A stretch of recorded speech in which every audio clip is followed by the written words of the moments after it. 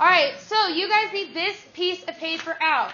Now, I made this on Google Drive, so it's not perfect. I will be honest with you. It's not perfect in terms of the lines, but you know what? We tried our best, okay? So give me a little bit of slack this time. So this is what I need you to do. Now, in theory, it's supposed to fold in like a brochure. It's not going to be perfect, though, because of where the boxes are at. So what I would just do is I would just kind of fold it in between the lines, kind of like this. And although I know it's not going to line up perfectly, we can at least make it somewhat sort of look like a brochure. If it's not perfect, it's okay. I'm sorry, I'm not perfect. Forgive me. Thank you. Because it's going to end up looking kind of like this, and it's going to be wonked out. But it's okay. Just try your best. If the bottom boxes are messed up, it's okay. Caitlin's looks really good, so I expect you guys to do as good as that one, because that one looks almost perfect. Yes? Where you want this on the outside? Your outside cover is completely blank. So in theory, your outside cover should be completely blank, and your complete back side should say consequence 2. So it should look like this.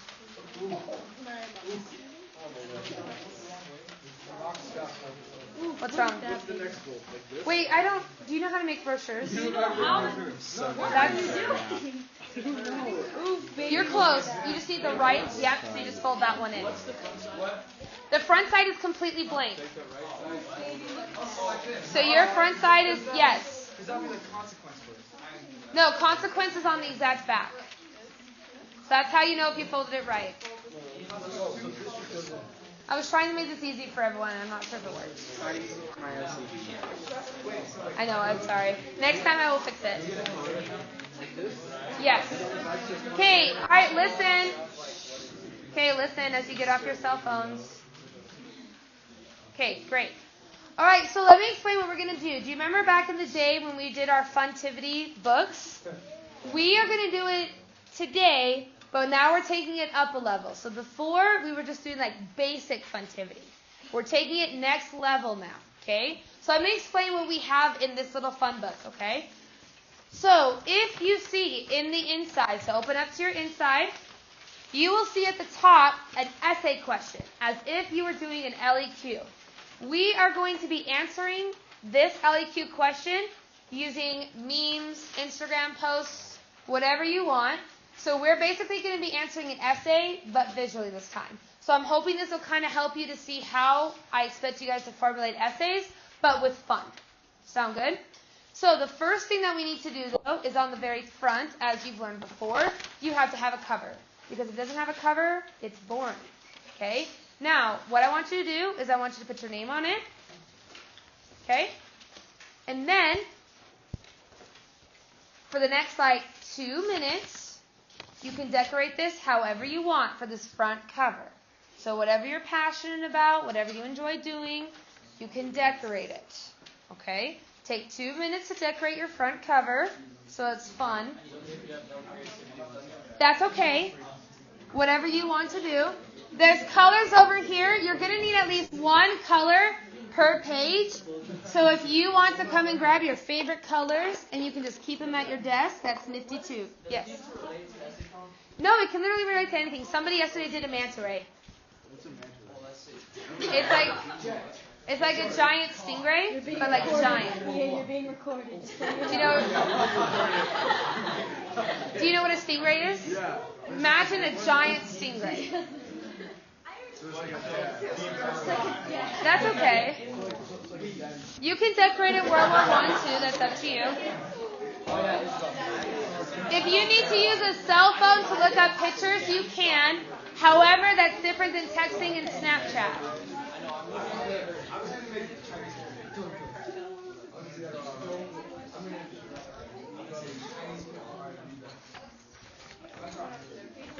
Make sure there's at least color on your pages.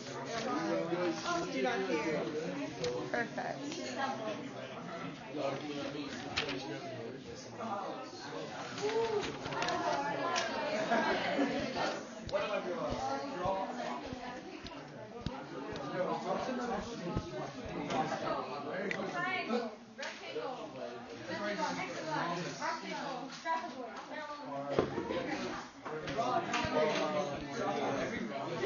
take about 2 more minutes. 2 more minutes.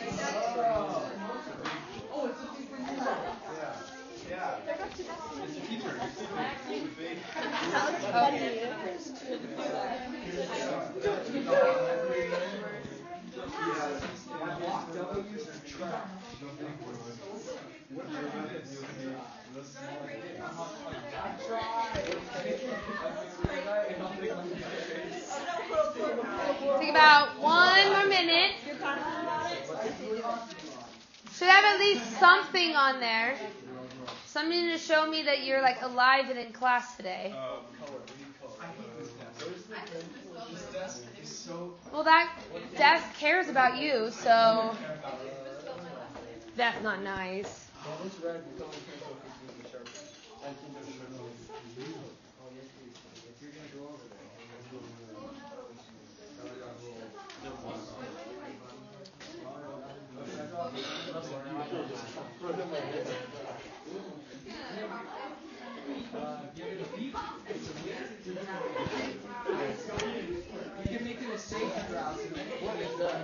Sage grouse.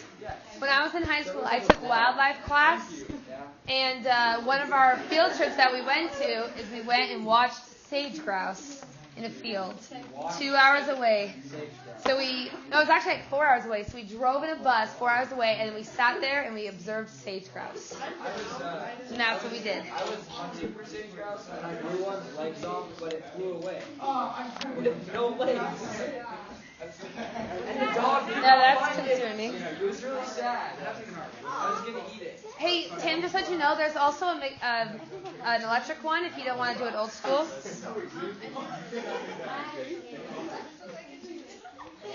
Yes! Good job! All right, listen. Okay, listen. As soon as Tim finishes. You sure? We're going to do a whole nother one, so it's okay if you need time. All right, listen. Okay, so we're going to go ahead and we're going to get started today. So I'll explain how this whole thing is going to work in just a second. Now, you need to be on your world notes right now. World notes on the back side of world notes. So you should be on the back side of your world notes. Now, if you remember last class period, we ended with the explosion of the USS Maine, correct? Okay. Yes? All right, so remember, we have the USS Maine. The American newspapers go pretty much crazy over it, right? And they do this. Okay, guys, ready? Okay. All right, we're settling down now. So basically, we have this yellow journalism. We're going to... Okay, Grace, I was referring to you. No, I know. Okay. Okay. So we're going to start to have like this yellow journalism, this tabloid of everything going on with the USS Maine. Because of all of this, remember, we end up publishing this all around. People read all about it. People are angry. People say we must now declare war with Spain because they thought Spain was just going to pretty much say, all right, whatever, you can have it. And then we end up declaring war on Spain over the concerns in what country?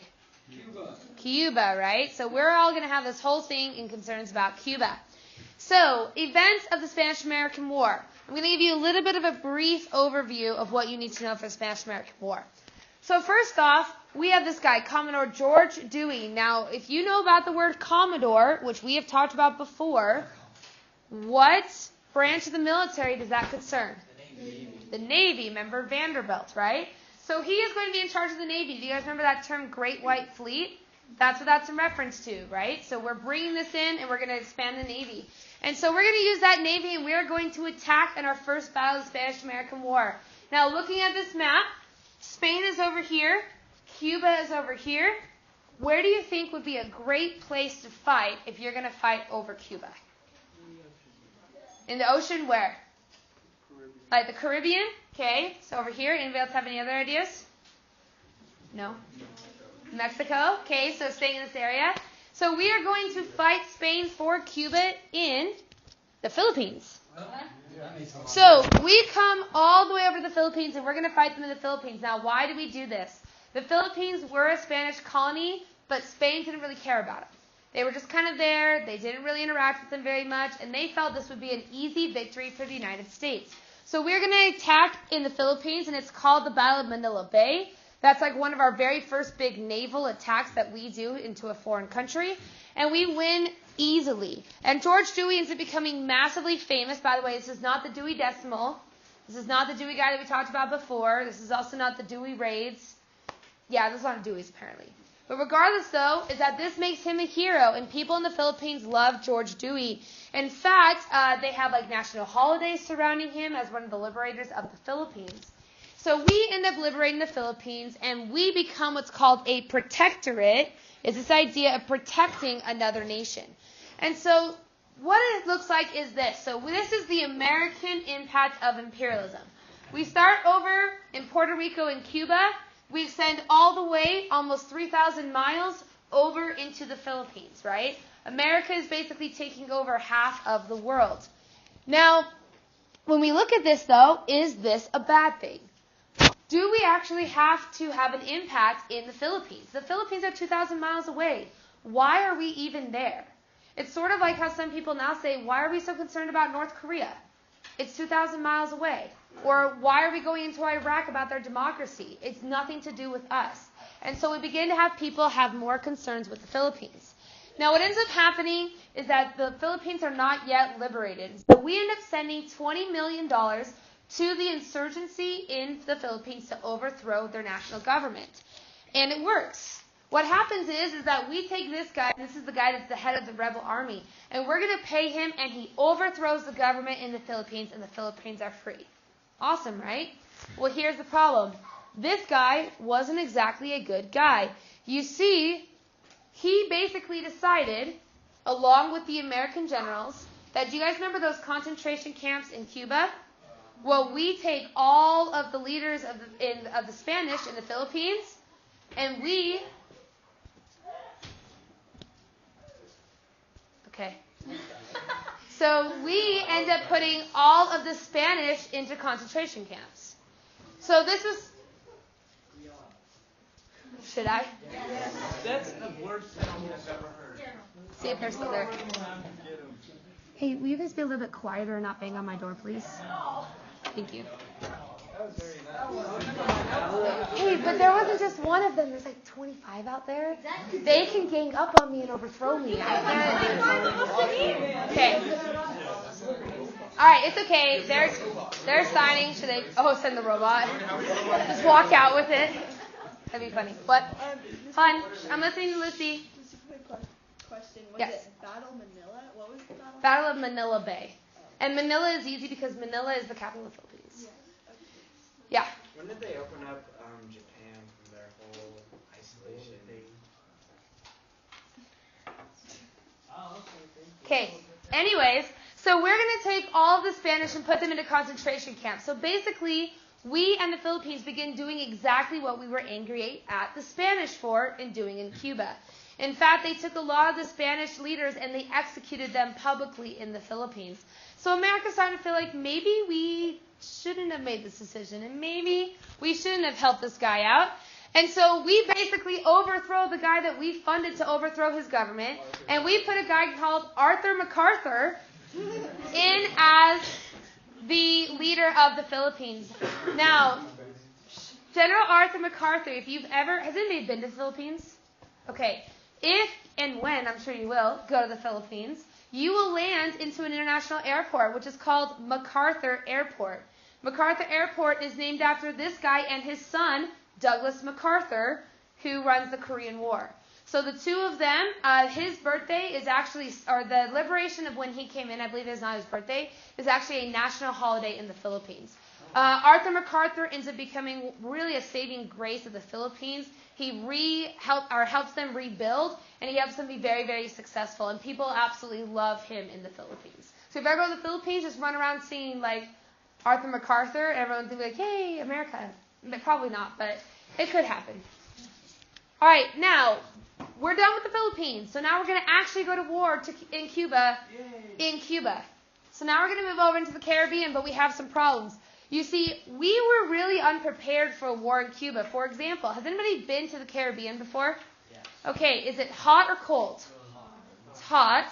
Whoever said cold, that's inaccurate. It's hot, and is it humid or not humid? It's humid. Humid. So imagine it being hot and humid and going over into the Philippines in pure wool uniforms. Yeah, you'd be hot. And imagine if they told you, by the way, we don't have enough guns for everyone. In fact, only 1 in 4 of you get guns. And we don't have enough food for you, so you have to bring food from your home place or pay for your own food. And all of your leading generals are all like Civil War vets who are like 80 years old, and all they want to talk about is the Civil War. Yeah, so it's not working out very well in the Philippines. But then we have the savior of the Spanish-American War. Who is it? Miss Ray's favorite. Miss Ray's favorite?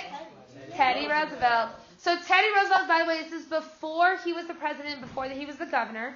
So what happened is that he was actually the Secretary of the Navy, fun fact. And he resigned from that position to fight in the Spanish-American War. So he resigns and he goes and finds a bunch of cowboys from the West.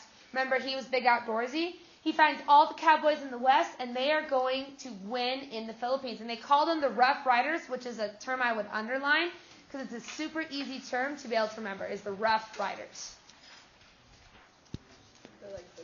Also in Eminem's song, he says the word Rough Riders, and so now it always reminds me every time I hear that song, Rough Riders. So next time you hear that Eminem song, it'll be good. I don't remember. No, it's not Rough Riders. That's not it. Not the Eminem song. It's, sorry, got it wrong. Will Smith song. The Wild Wild West song. They talk about Rough Riders in that song. Anyways, you can go look that up on your own time. All right. Okay, listen. So regardless, though, he's going to take his Rough Riders, and he is going to go and fight into the Philippines. Now, Teddy Roosevelt was an awesome military leader. In fact, when he ran for the president and stuff, they wanted him to come back and be the leader. Unfortunately, though, this is kind of, again, a little bit of a negative about Teddy Roosevelt. Following this war, when he became the president, he ends up being, commander-in-chief. And unfortunately, he does do something that kind of taints his image just a little bit. You see, while he was in the Army, there was also those black regiments, right, the segregated regiments. And once he became into the presidency, he actually, basically, there was some materials that went missing. He automatically accused the black regiment, and they were discharged dishonorably and put in jail. So while he was a fantastic military leader, he definitely did have very racist tendencies in terms of African Americans. But let's get back to the positives, because I still want you to like Teddy Roosevelt. So, well, I'll tell you this. It actually gets a little sad first. Now, what happens is that if you know about the Caribbean, Cuba is an island. You have to get there by boat. So he and his Rough Riders go in a boat into Cuba. Now, if you know anything about Teddy Roosevelt, he loves horses. He owned hundreds and hundreds of horses. And whenever you go into battle, you usually need a couple of horses because probably your horse is going to die or get shot out from you or whatever. So he brings his 4 favorite horses into this battle. Now, because the Rough Riders were cowboys. They all rode in, they were the cavalry. Now, he brings his 4 best horses because if one dies, put one else underneath you. Well, here's the problem. If you know anything about this, again, Cuba's on an island, and they have, reefs. So you can't just ship an island or a boat up into the island. You have to, park and then get into the cute little boats and row in. Well, here's the thing. You have horses. So here's what they're going to do. They take all the horses before Teddy Roosevelt, and they drop them into the water, with a, pulley system, and they swim into shore. And this works great for about 200 horses. And the last 4 horses are Teddy Roosevelt's horses. So he's going to take the first horse, and he puts it into the water, and for some reason, the horse turns around and swims out to sea. So they're like, it's okay, though, because we have 3 other horses, right? Well, they go through 2 and 3, and they both do the same thing, and they swim out to sea. They were swimming back to him. Well, he was in the boat still. So he said before he got there. Well, they were all in the boat, but he hadn't left yet. So regardless, though, they have 1 horse left. They drop him into the water. They put, basically a servant on top of the horse who steers the horse, who already was, turning back, steer him into the beach, and now Teddy Roosevelt has 1 single horse left. But that's okay because he's Teddy Roosevelt, so he's still going to do an awesome job.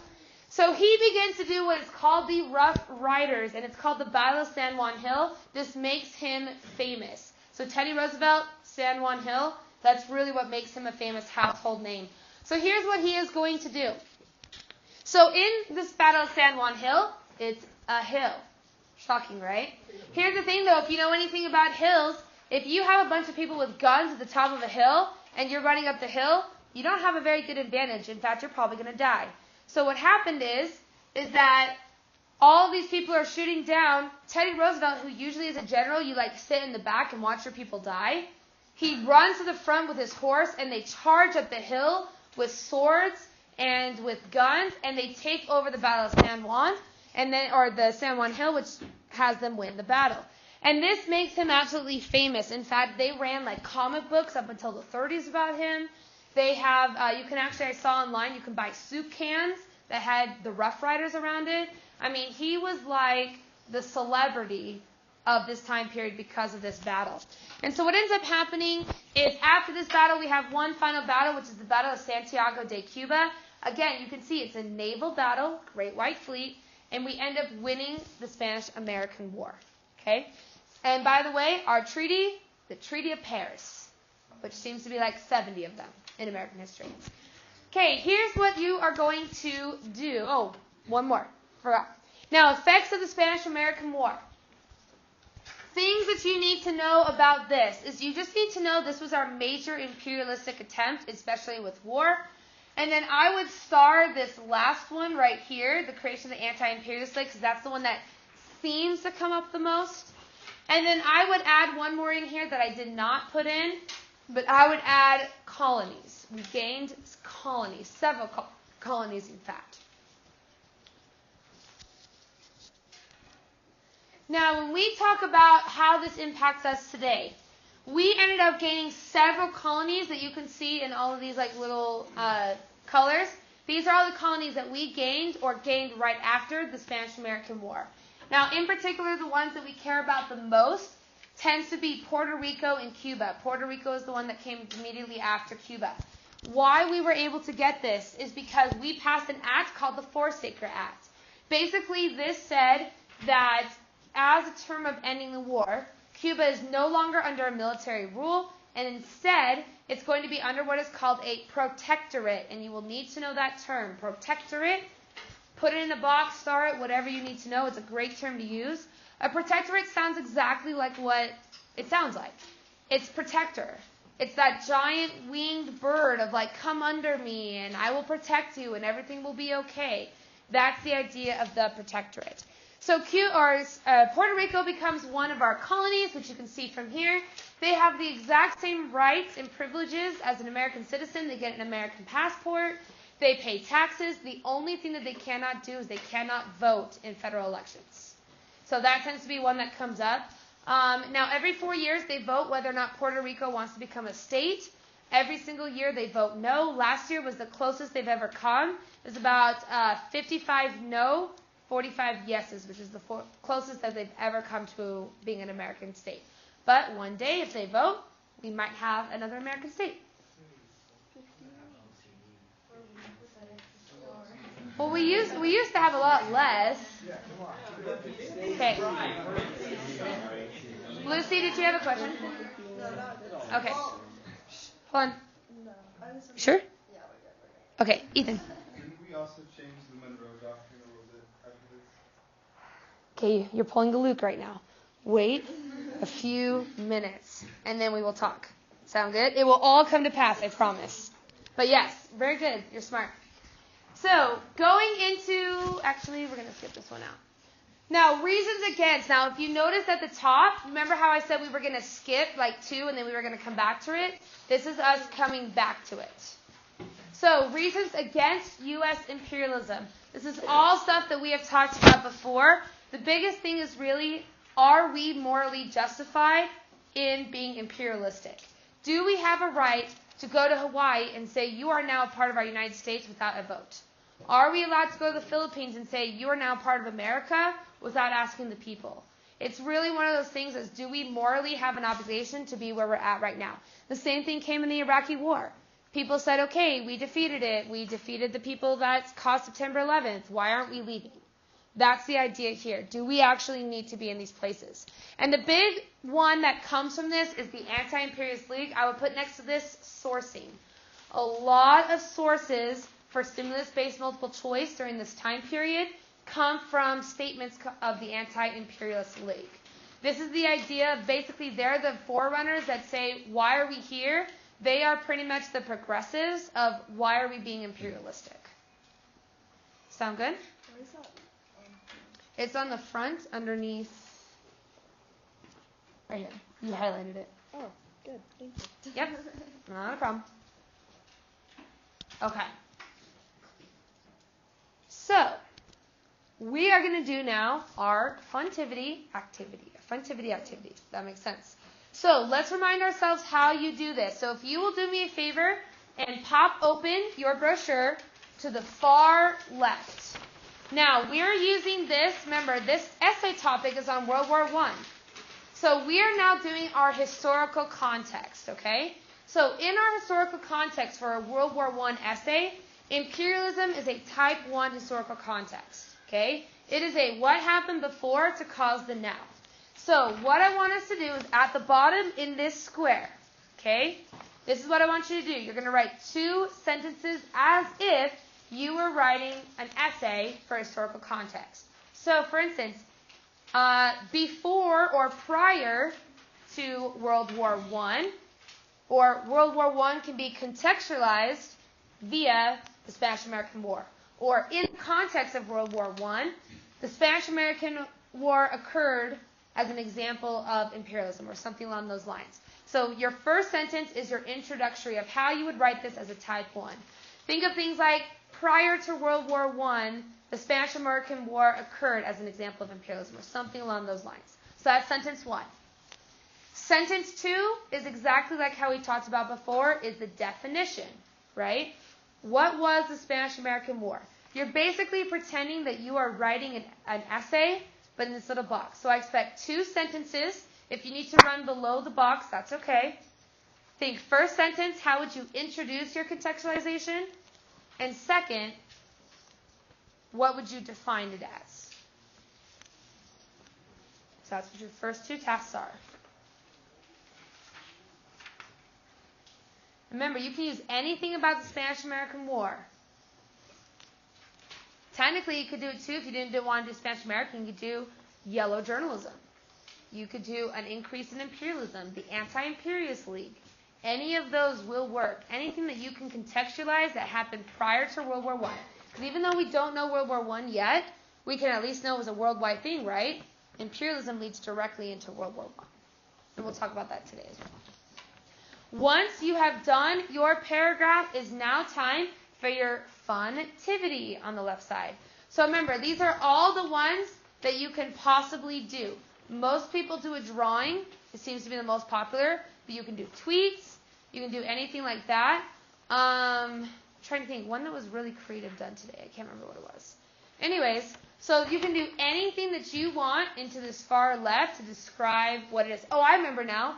They did obituary. So one person did an obituary of a person that was there, and they memorialized them for what happened in the Spanish-American War. Whatever happens, okay? So if you will go ahead and start your funtivity section, remember you do need color.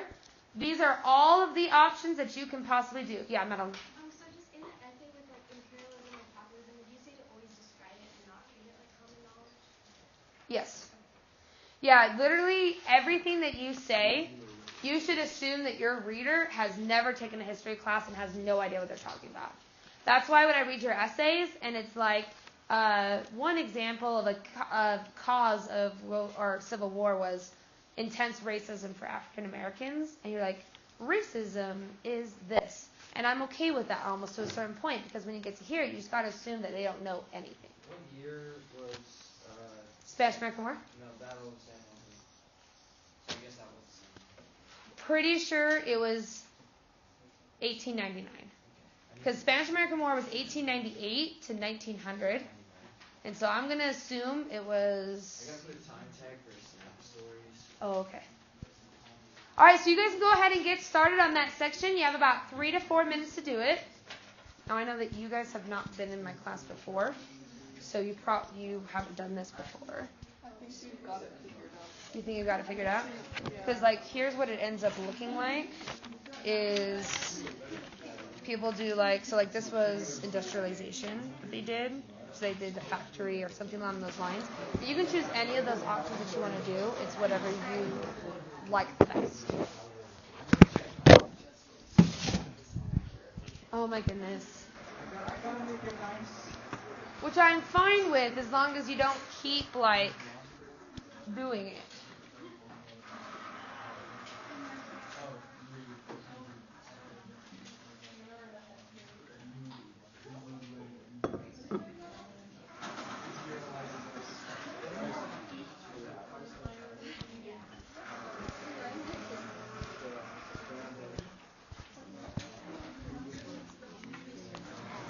Yeah. After World War I, the SpanishAmerican War occurred. This war was the cause of imperialism because America tried to force itself on the Philippines. Thus, the SpanishAmerican War occurred. No, that doesn't sound good. Yeah, I think you were doing great until you got about halfway through. Yeah. So I think you instead of saying cause of imperialism, it was imperialism. Okay. So this was an example of imperialism because America attempted to force their influence on the Philippines and Cuba. Okay. Something along those lines.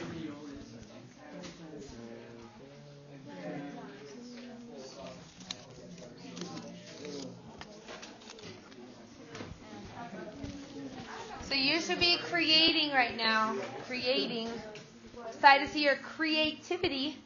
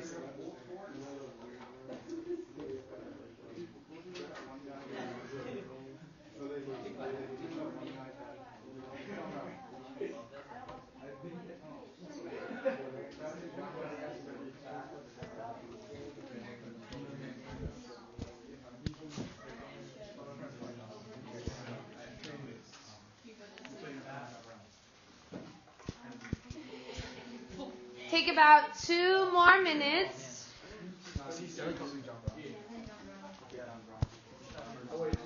Now the question is, Sarah, is calling him John Brown an insult or is it a compliment? I'm his friend, that's why I call him John Brown. But is it an insult or a compliment?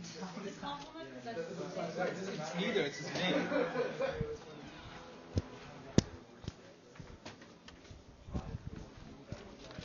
The reason why I asked that is because in Turkey, there was this guy once that was making fun of his president, and so he posted a picture of Gollum next to the president, and he got arrested for treason, basically, because they're speaking in Turkey. Yes, because they're speaking poorly about the government, and so they had to hire an expert on Lord of the Rings to determine whether or not calling somebody Gollum was an insult or if it was a compliment. They decided it was an insult, so the guy went to jail. It was controlled.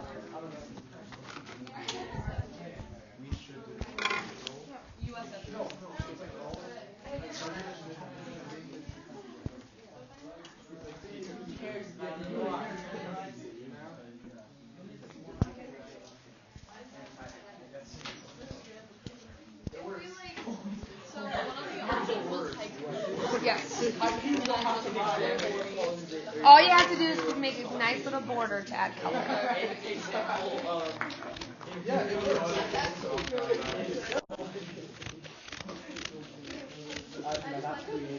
That's not You have to add like a border or something. You have to add some sort of color to the page. That's pretty Don't cute. worry, don't worry. It's cool. That would look great if you spelled colonization right. Oh no! What? Wait. Oh. After that. Is that really a haiku though? Yeah, it works. An example of imperialism is. Of how you're just going like this. Imperialism is. Okay. All right, listen. Okay, listen. Hey, okay, coming together. All right.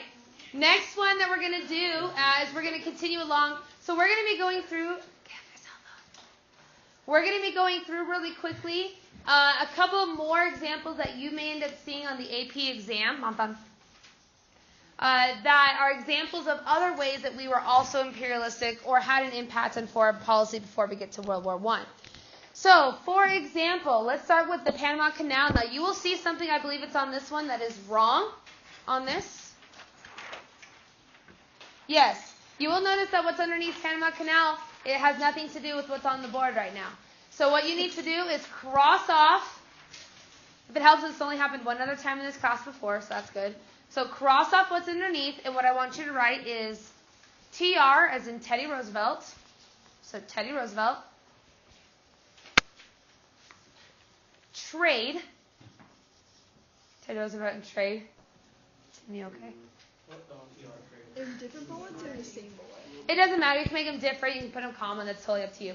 You just need to know that Teddy Roosevelt did this trade, and the last one I want you to do is what's called big, and this is like in quotation marks, big stick policy. Big stick policy. Now, we've mentioned this before. This is that term that we talked about with Teddy Roosevelt that said speak softly and carry a big stick. The idea is that he is going to make an influence in Panama in order to be able to gain this land.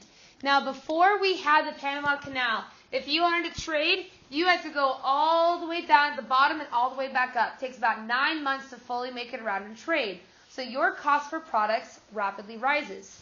Well, we are going to instead make a Panama Canal to be able to get our ships to go through. Now, here's the problem with the Panama Canal, though, is that Panama, their government, doesn't want to work with us. They don't want to be able to actually have us go through this canal. So here's what we're going to do instead. Teddy Roosevelt, as long as the rest of the Roosevelt administration, is going to send millions of dollars down south to Panama with this group of rebels. And the goal is to overthrow the Panamanian government. Once they overthrow their government, what do you think they're going to do? Work with us. Let's work with each other and make the Panama Canal. And so this overthrow of the government helps us create another way of imperialism, of being able to impact us in creating the Panama Canal. Now, the Panama Canal, by the way, is a series of locks that we have talked about before. Now, whereas the Erie Canal rises like 20 feet over the course of it, this rises almost a half a mile. So this is a massive Panama Canal system. And these locks, we're talking, are giant shipping locks, so not the little small ones. Now, in order to be able to go fully through the Panama Canal, it takes a full day. That goes about 20 miles. So half a mile up, 20 miles long, to be able to get through to the other side. Now, when we talk about these locks, again, giant lock systems that we were able to integrate, but again, taking this through pretty much force or paying for other people to have force. Now, if you're interested in going today to the Panama Canal, you can actually do a Panama Canal cruise, and the whole day is spent in the lock system. They teach about the locks. And it's one of my dreams. It's my goal for retirement is to go on this cruise. Yes. I heard it was like $100,000 to go through for a ship. Oh yeah, I'm sure it's expensive. But the biggest thing is that it comes up in the dividends that you get to pay cheaper for your trade. But yeah, it is crazy expensive to go through. What about the cruise? The cruise, if you go on the 14-day Disney cruise that goes to the Panama Canal, it's $3,500 is where it starts, which actually isn't too bad. That's why, it's my retirement. We've already made plans in the future, as long as they still have this cruise, and we're not in, space or something. Okay. All right, so our next, wrong one. Okay, this is the one that was brought up by Ethan. Okay, right? You talked about Roosevelt.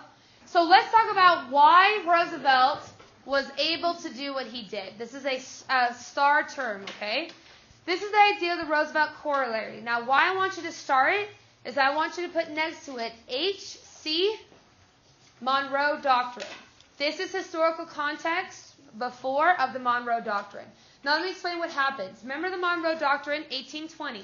We declared that Europe no longer has any power in the Americas. It stops European colonizations. But does that include America? No. Right? So we figured out this thing where TR creates the Roosevelt Corollary, and it's great.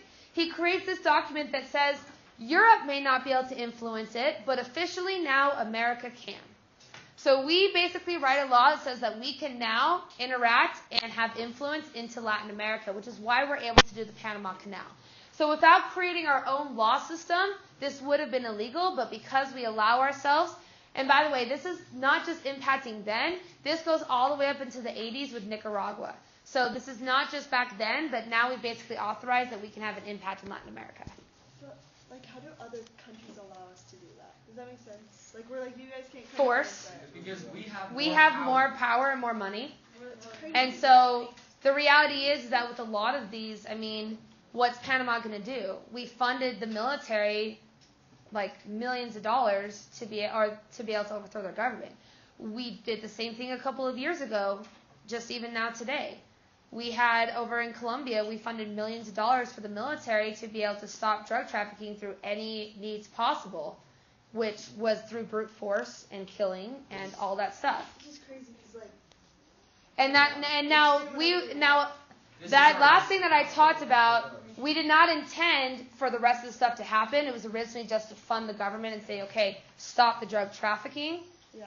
But unfortunately, all this stuff has occurred from it. So when we go into Panama and we say, okay, here's a bunch of money, in our minds, we're helping you overthrow the government, and how you do it isn't our problem because it's you guys doing it. Does that make sense? Yeah, and so the Roosevelt Corollary has a massive impact even up until today with us funding things, especially in Latin America, because we're still doing that right now in order to stop drug trafficking. This is the U.S. and the rest. Imperialism is becoming a worldwide power, yeah. So this is starting into why we're a world power. Does that make sense? Okay, good on this one? All right. Okay, next one that we're going to talk about is Japan. Okay, now what happens into Japan? These next two are basically when we're talking about immigration. Okay, now what happens with Japan is we have what is called the Gentleman's Agreement. You might want to underline that because that tends to come up like a lot. Okay? Now, with the Gentleman's Agreement, let me explain what happens with the Gentleman's Agreement. So with the Gentleman's Agreement, we basically say this. Over in California, we had a problem. Well, I wouldn't say it was a problem. We had a problem with why Japan hated us so much. You see, we had segregation of our schools based on Asian descent. So if you were Japanese, you were in a segregated school, similar to how there was segregation in the South. Now what happens is that Japan is not happy about that, but we also want to trade with Japan. And so what we decide to do is we create the Gentleman's Agreement.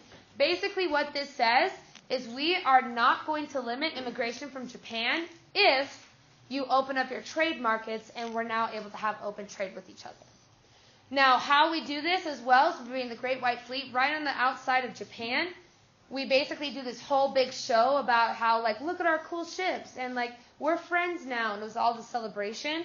When the reality was it had to do partially with this, like, military kind of thing of saying, like, okay, we're a world power now, we're going to open up immigration, but guess what else we're going to open? Trade. And now that we have Hawaii, it makes it easier. Yes?